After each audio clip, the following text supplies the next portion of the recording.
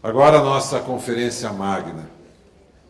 Entre outras muitas qualificações, ele é médico, chefe de laboratório de neuroplasticidade do Instituto de Ciências Biomédicas, autor de livros de divulgação da neurociência para adultos e crianças. Eu chamo ao palco para falar sobre Rede de Ciência para a Educação o professor doutor Roberto Lente. Roberto é um amigo muito querido, a gente já teve a oportunidade de estar junto em outros eventos e estaremos em alguns próximos já agendados. Roberto ele é coordenador da Rede Nacional de Ciência para a Educação e um convidado nosso muito especial e muito querido. Obrigada, Roberto, por estar aqui. Muito obrigada. Bom dia a todos e todas. É uma dificuldade para mim falar depois desse maravilhoso depoimento que acabei de ouvir. Principalmente porque eu não tenho o dom da oratória, não tenho o dom do convencimento e vou falar de coisas mais, digamos, científicas ou menos uma experiência de vida tão bonita do que propriamente o resultado de um trabalho que a gente mal começou agora no Brasil. Então, o que eu gostaria de falar para vocês é sobre esse conceito de ciência para a educação.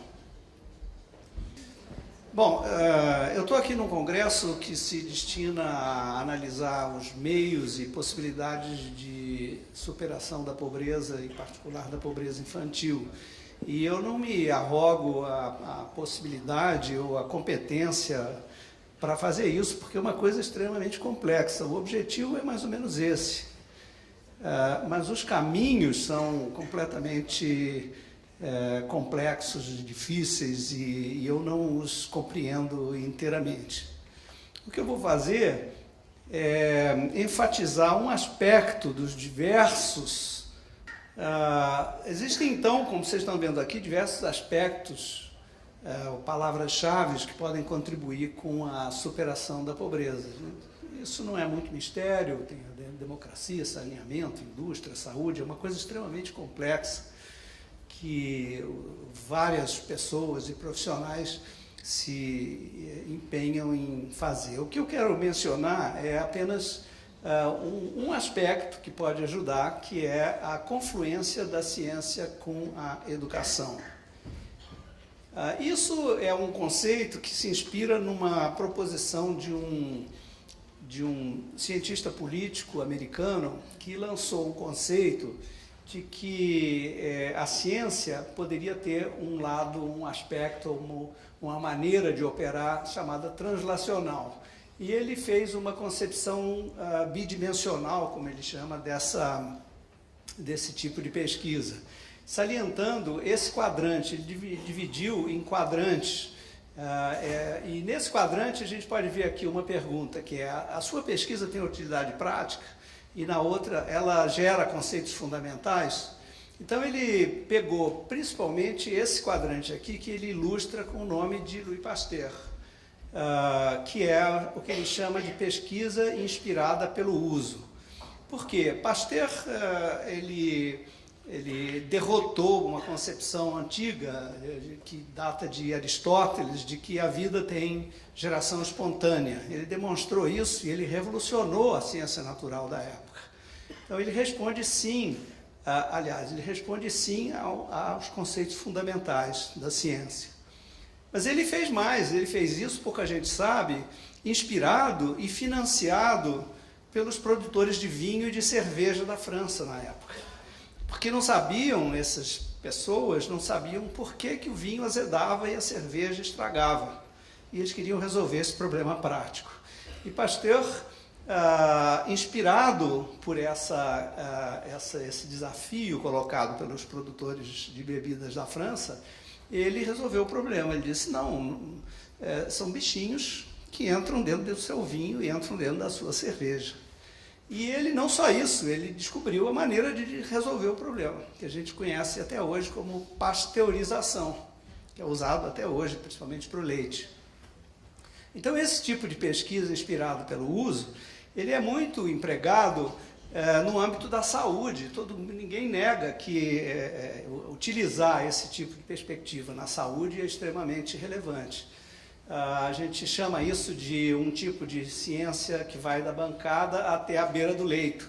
E a gente sabe que existem vários atores para tornar realidade esse tipo de pesquisa. Então, do lado da bancada, você tem universidades, pesquisadores, professores, alunos, etc. Do lado do leito, você tem, naturalmente, os hospitais, os profissionais de saúde. E, no meio, você tem empresas ou governos que transportam o que é descoberto aqui para o lado de cá. Então, são empresas pequenas, propostas por pesquisadores, empresas maiores e tal. Isso eu trouxe um exemplo aqui brasileiro, do Rio Grande do Sul, de um colega que tem um laboratório, Rafael Hessler, na Federal do Rio Grande do Sul. Ele trabalha ainda com fármacos, desenvolvimento de fármacos que podem atuar no câncer. E aí, com isso, ele publica artigos...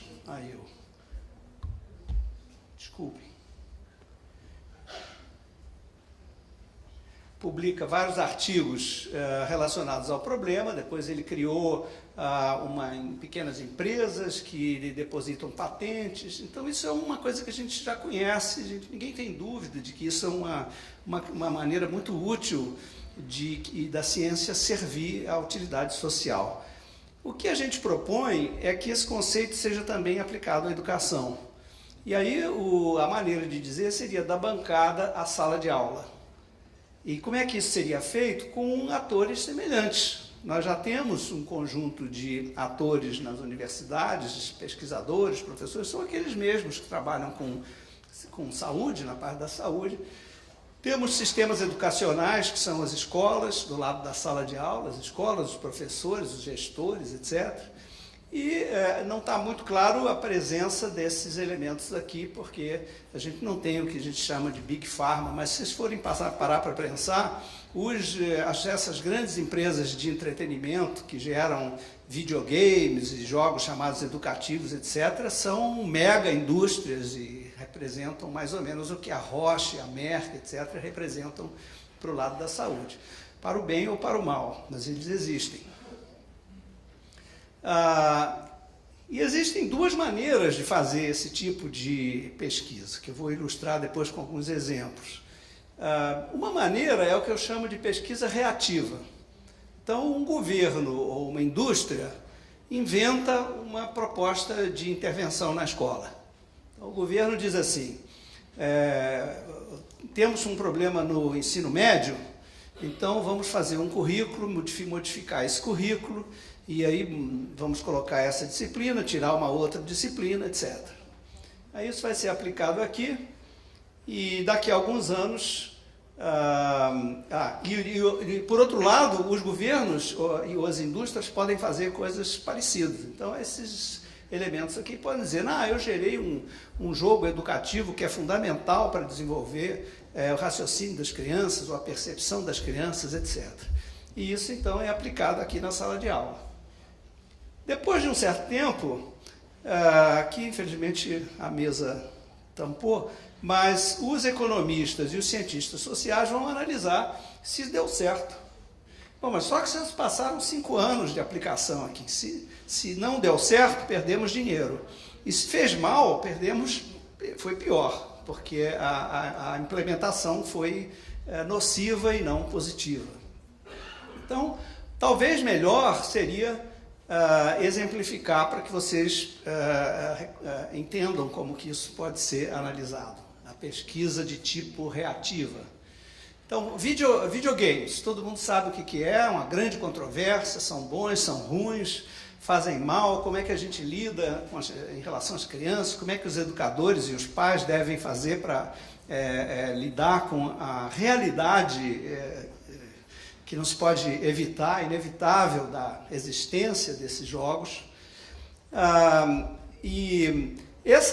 A ciência aborda esses jogos, mas é uma pesquisa, como eu disse, é um exemplo de pesquisa reativa. Eles já existem, eles já estão na mão das crianças,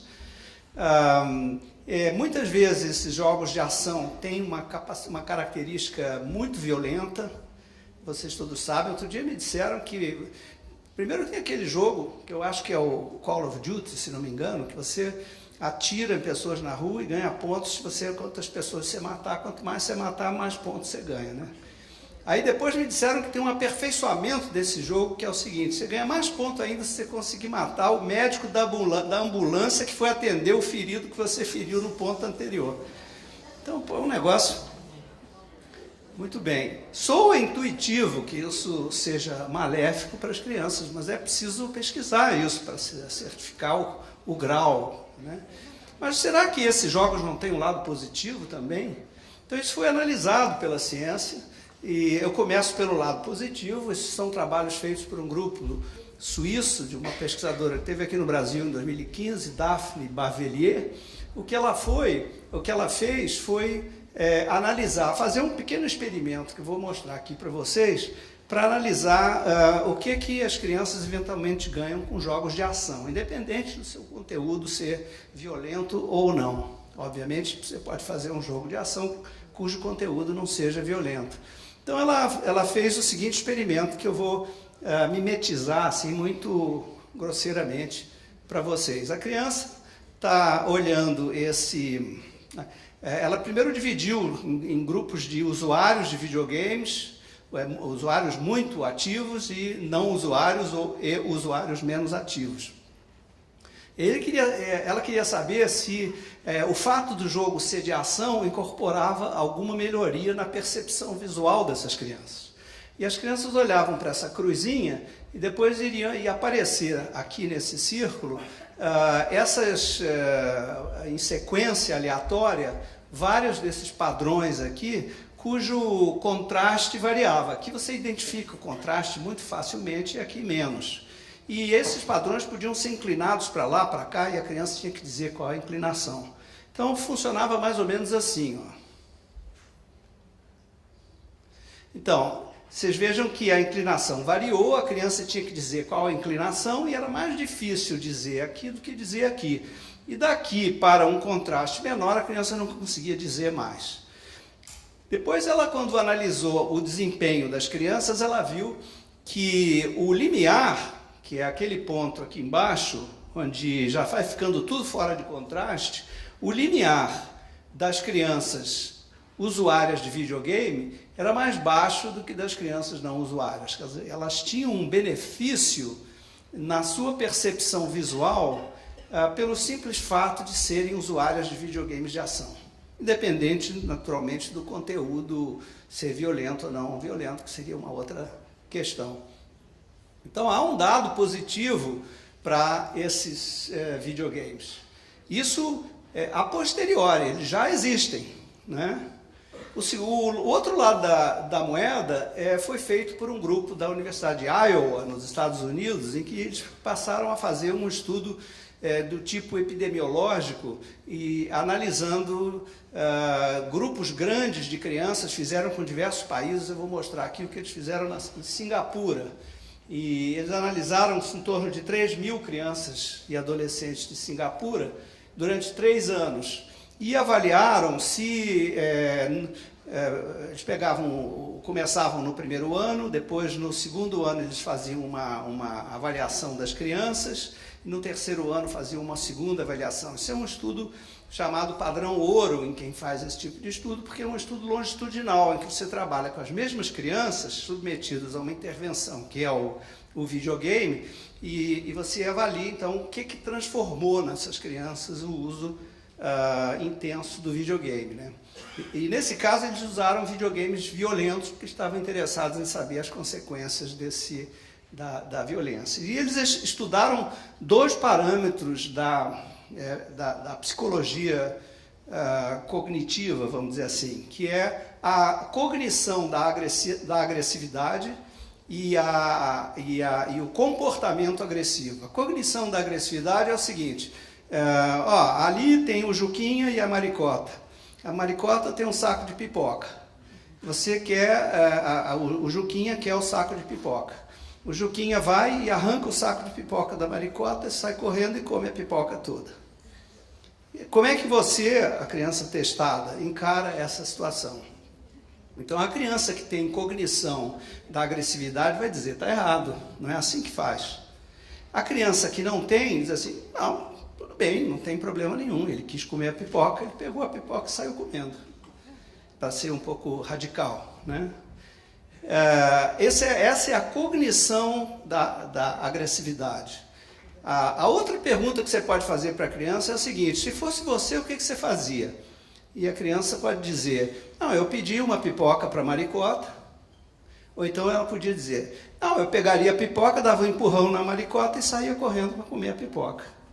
Então, esse é o comportamento agressivo. Então, o que ele viu, esse gráfico não ajuda muito, mas o que ele viu é o seguinte, que do primeiro ano para o segundo ano, quer dizer, do início do uso de jogos violentos para o segundo ano, o fim do segundo ano, 1 ano de uso, a cognição agressiva diminuía para essas crianças significativamente.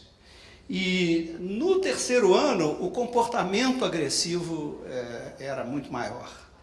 Então, isso com 3.000 crianças entre 8 a 17 anos. Em Singapura, ele fez isso em vários outros países, inclusive nos Estados Unidos. Então, o outro lado da memória aqui, da moeda aqui, perdão, que os jogos, videogames de ação, de conteúdo violento, são extremamente deletérios para a psicologia das crianças. O que a gente pode dizer com isso? Né? Conclusões.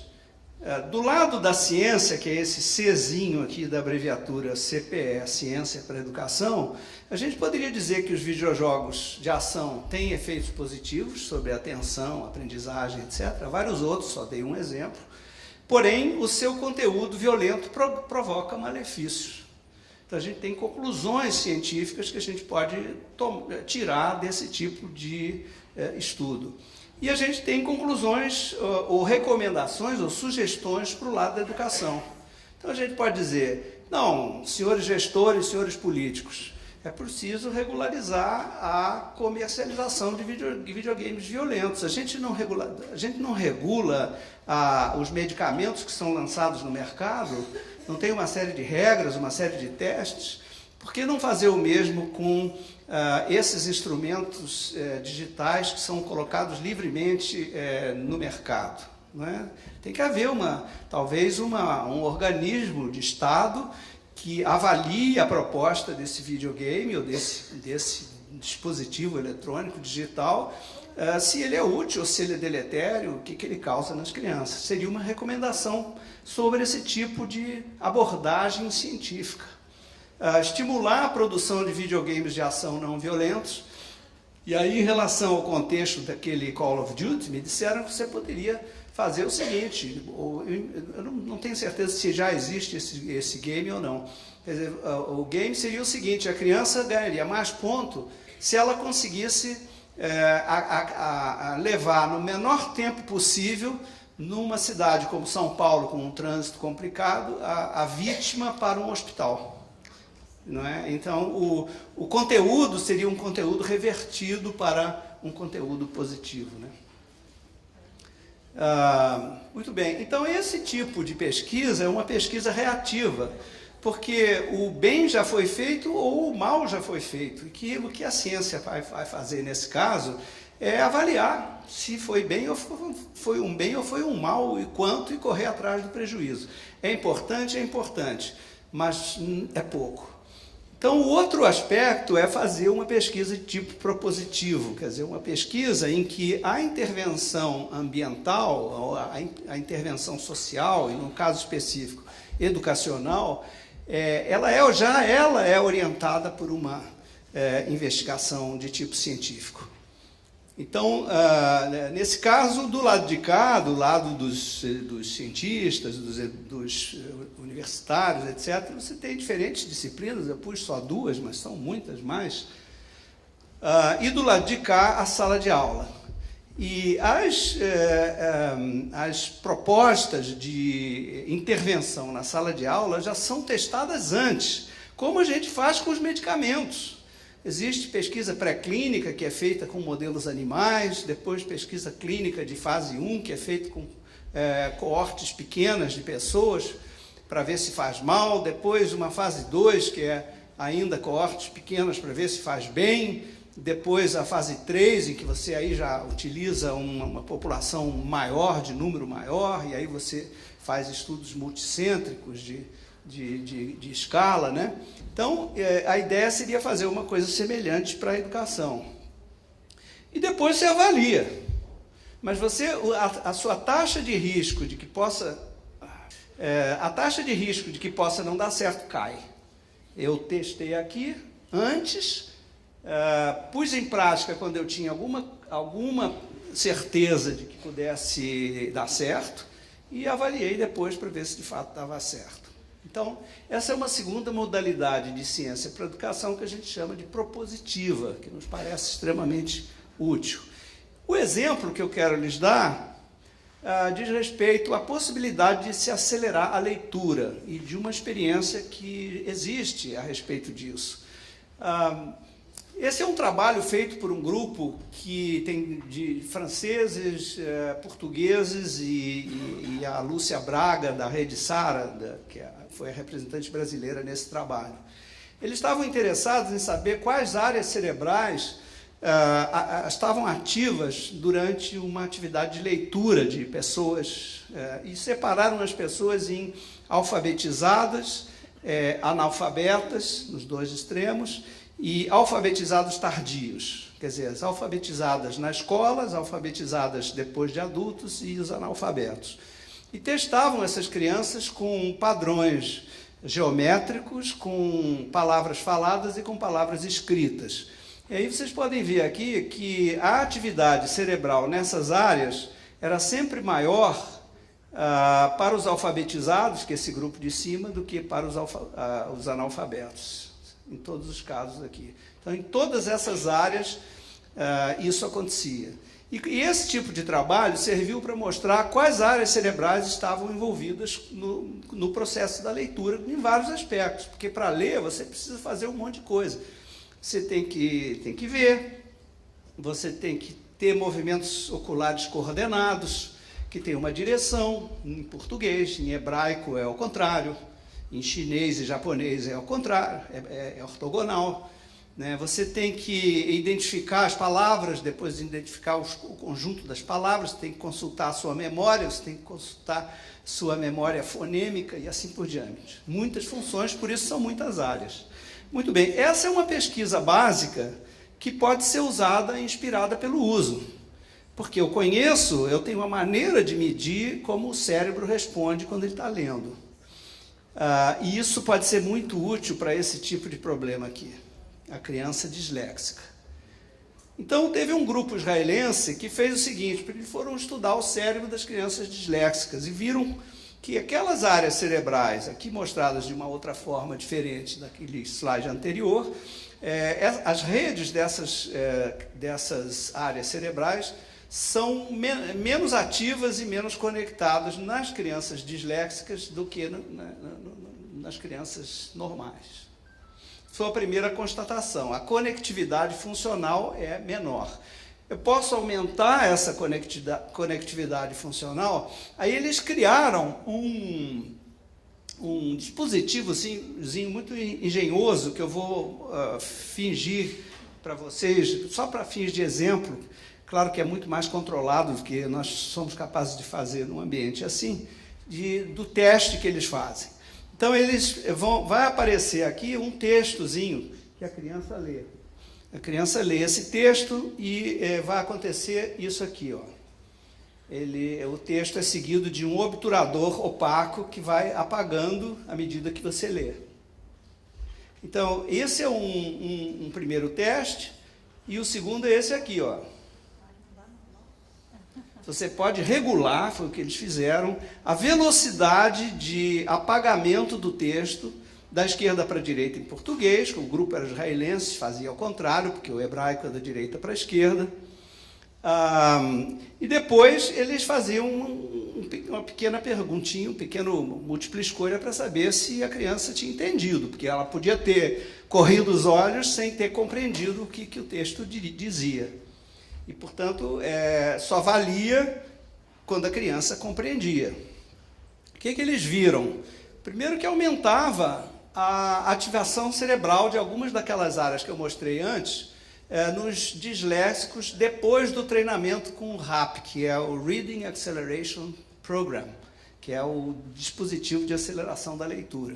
Reparem, o amarelo aqui significa baixa atividade e o vermelho significa alta atividade.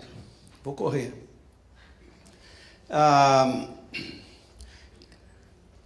E agora? O que fiz eu? É um mistério esse aparelho aqui. O que eles viram? Olha aqui o que acontece com os disléxicos. Aqui está o tipo de leitura, do tempo de leitura dos... Assim vou gastar meu tempo todo, olha aí. Só corrigindo os erros. Não sei porquê. O tempo de leitura das crianças disléxicas é muito maior do que das crianças normais. Quando elas são treinadas, as crianças disléxicas se igualam, treinadas com esse mecanismo, se igualam das crianças normais. Mas o surpreendente é que as crianças normais também melhoram.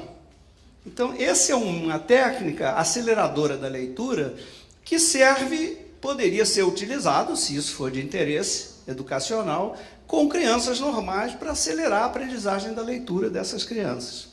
Muito bem, esse tipo de trabalho pode ser chegar às mesmas conclusões, mesmo tipo de conclusões relativas à ciência, redes cerebrais, ativação em disléxicos, etc., e conclusões ou sugestões para gestores. Vamos estimular a produção de ferramentas aceleradoras da leitura, avaliar sua aplicação em sala de aula, etc. Existem vários outros exemplos relacionados a sono, ao estudo da música, criatividade, um monte de coisa que, obviamente, não vou ter tempo de discorrer aqui.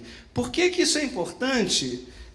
Vou chover um pouco no molhado. Esse aqui é o Score PISA, de avaliação da performance de crianças de 15 anos, não são nem tão crianças assim. E a média está aqui em preto, a média dos países da OCDE, e o nosso Brasilzinho está aqui, como vocês já sabem, todos aqui acho que devem saber. Estamos aqui na rabeira da curva de todo mundo, né? O nosso desempenho é esse aqui, nas várias modalidades, matemática, leitura e ciência. Aqui são os 10 países líderes, aqui a média dos países da OCDE e aqui o Brasil. Então, o argumento é o seguinte, se a gente pegar... olha aqui a Polônia atravessou a curva, cresceu muito, a gente tem que saber por que, não sei explicar. Agora, olha só o que acontece, que é interessante. Se a gente projetar essa média e imaginar, na média dos países da OCDE, imaginar que ela vai permanecer constante, olha quando o Brasil vai chegar lá. Talvez em 2060, se a gente mantiver o mesmo tipo de política educacional que a gente exerceu até agora. Se a gente tiver vontade política e recursos, se a gente conseguisse isso, talvez a gente conseguisse alterar essa curva e chegar mais cedo nesses países, na média da OCDE. E se a gente pusesse ciência para a educação, essa é o objeto do nosso esforço, e é o que a gente está estudando para ver se a gente pode comprovar de fato isso, porque até o momento é uma hipótese. Talvez a gente abreviasse isso para 2025. Mas o problema é que ninguém garante que a média da OCDE e dos países continue, porque pode acontecer isso aqui, ó. Então, se eles descobrirem a ciência para a educação também, eles vão crescer. E aí a gente vai demorar mais para a gente chegar neles. Mas, de qualquer maneira, o interessante é que a maioria dos países não descobriu isso. Tem centros de ciência para a educação nos Estados Unidos, 10. Um na Austrália, um em Hong Kong, e um acho que na Coreia do Sul, não tenho muita certeza. E zero na Europa. A Europa não descobriu esse filão. Então, é uma oportunidade em que a gente está no começo da corrida. Se a gente entrar agora, a gente pode chegar no ritmo. Agora, se a gente demorar 10 anos, perdemos a corrida. E, por essa razão, agora eu vou correr um pouco mais, contar para vocês a fundação e o que tem feito a Rede Nacional de Ciência para a Educação, que foi fundada em novembro de 2014 no Rio. Promoveu alguns eventos, um em São Paulo, abril de 2015, depois um simpósio internacional em julho de 2015, eu de novo, uma terceira reunião nacional no final de 2015, e aí a gente descobriu o seguinte: como não tem ciência para a educação no Brasil, a gente não sabe quem faz. Será que tem alguém que faz ciência, pode ser aplicada para a educação? Então resolvemos fazer um censo, complicado explicar com detalhes, mas foi uma invenção de um professor da Universidade Federal do ABC, que é cientista da computação. Ele tem uma ferramenta de mineração de dados que entra na plataforma Lattes do CNPq e entra no banco de teses da CAPES e utiliza palavras-chave.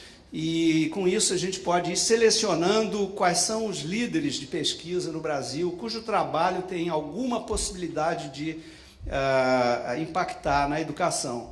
Fez isso com uma bolsista do Instituto Ayrton Senna, Daniele Botaro. A gente está lançando esse mês uma plataforma no nosso site que permite que vocês entrem aqui, que vocês, por exemplo, queiram saber quem no Brasil trabalha com leitura, ou com dislexia, como eu falei. Aí entra aqui no tópico de pesquisa, o que faz o José da Silva, que trabalha com, sei lá, na universidade tal, Unifesp. Então, vocês vão ter aqui a resposta. Fazendo isso, a gente descobriu uma série de coisas interessantes. Por exemplo, a gente fez uma análise de grafos, isto é, uma análise de colaboração em redes dessas pessoas que a gente conseguiu minerar, e dividimos essas pessoas num lado mais neurociência, que é o lado azul, só é um estudo piloto, e um lado mais educação, que é um lado vermelho. Repara, tem um monte de gente ligada à educação, não tantas pessoas ligadas à neurociência e algumas no meio. No programa, se você puser o cursor aqui nessa bolinha branca, vamos dizer nessa aqui que foi o exemplo, que é a Silvia Ciasca, aparece o nome dela, e se eu clicar, vem daqui da direita toda a ficha acadêmica dela, onde ela trabalha, quantos alunos tem, quantas teses, blá, blá, blá, tudo que a gente quiser. E mais, eu colocando o cursor aqui, aparece toda a rede de colaboradores da Silvia Ciasca, quer dizer, com quem ela trabalhou, onde está. E a nossa ideia é poder estimular a que essas pessoas daqui façam mais contatos com as pessoas daqui, de modo que a gente possa aumentar o grupo amarelo de pessoas preocupadas em usar a educação como inspirador do seu trabalho. A gente tem já uma estruturazinha montada, com parceiros que nos ajudam, um conselho, tal, comissão executiva, isso não é tão importante, e já vários membros em vários locais do país. Só alguns exemplos. E quais são os nossos objetivos para 2016? Primeiro, a gente quer finalizar esse censo que eu mostrei para vocês e colocá-los à disposição do público em geral, que, bastando para isso, entrar no nosso site. Segundo, a gente quer atrair 100 grupos de pesquisa para fazer parte da rede, já estamos em 82, então até o fim do ano é possível que a gente chegue a 100. Terceiro, a gente quer definir algumas prioridades temáticas para discussão em ciência para a educação, e isso já está em curso, nos fez escolher essas aqui: alfabetização, competências socioemocionais, educação de deficientes, crianças com talentos especiais, etc., e fatores fisiológicos. Com isso, a gente vai lançar, constituir grupos de trabalho e lançar documentos analíticos. Esses documentos já estão prontos, a gente vai fazer o lançamento daqui mais ou menos um mês e vamos botar no site e publicar em papel para quem quiser consultar. Em quinto lugar, a gente vai organizar no Rio de Janeiro o Encontro Brasileiro de Cientistas e Educadores. Vai ser no Museu do Amanhã, no Rio, dias 9 e 10 de dezembro, para quem quiser. As inscrições vão ser gratuitas, mas limitadas pelo... Diga, 2 minutos? 2016. Agora, dezembro agora. Pô, fiquei todo assustado, já sei que era 2 minutos. Deve ser 3.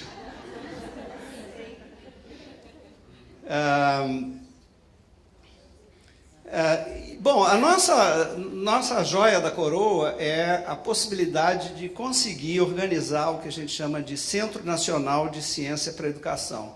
O que é isso? Seria um conjunto de laboratórios, está em negociação com o BNDES, negociações já avançadas, estamos com bastante esperança que consigamos, que seria instalado num prédio novo que está em construção, já em final de construção, lá na UFRJ, com laboratórios, já uma estrutura já mais ou menos montada, e que a gente pudesse oferecer à comunidade científica do Brasil como um todo, e não apenas da UFRJ, porque seria um centro nacional, as possibilidades de utilizar esses equipamentos para pesquisas voltadas para a educação. Então, aqui, por exemplo, vocês estão vendo um laboratório, que seria um laboratório de imagem por ressonância magnética. Você pode estudar, como eu mostrei antes, a ativação cerebral com crianças, adaptado para crianças, e assim por diante.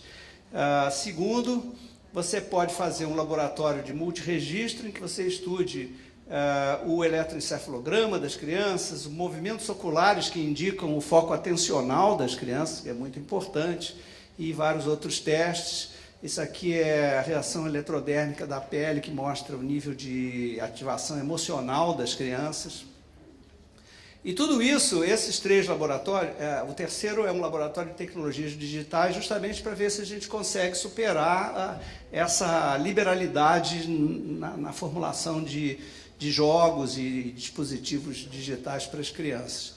E tem um quarto, que seria um laboratório de modelos animais para o estudo mais biológico de aprendizagem. A ideia é que esses laboratórios possam servir a comunidade científica que esteja interessado no modelo de Pasteur e de inspirar o seu trabalho científico pela sua aplicação em educação. Então, eu vou finalizar mostrando para vocês o nosso site, para quem quiser visitar.